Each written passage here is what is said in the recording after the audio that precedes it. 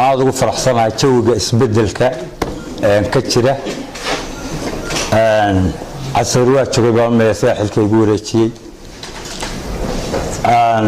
casar gaadid maxaa ku wareejisay qaybta hal baabur حاجات يناين الحمد لله رب العالمين ساق كوبي توم بابور الشقينية وإستعدن وبليس كله هاي أيام حو هاي تاجن يلا إسكرابة كاري كلا بالكية حويان عيدنكو runtii muddadii aan joognay hawl fara badan ayaa isbedelka waa caadi oo waxa weeyaan xilku waa meerta leeydi waa un isbedel caadi ah sidii xilalka la isku bedel jiray yaani xoogay danayaashay ayuun baa maartay keentay in maartay wax dawladda ka yimid dawladdu ama adu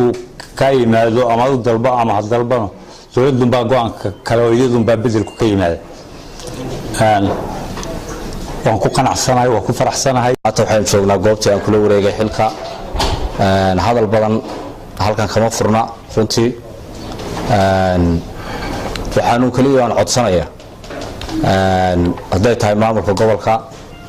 shacabka reer gobolka Sool waxa weeye dhalinyarada culimada haweenka waxaan ka codsanayaa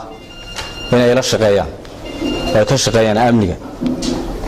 oo waliba amnigooda ay la shaqeeyaan waliba kayaga ay la shaqeeyaan kooda iyo guryahooda iyo carruurahooda iyo ubadkooda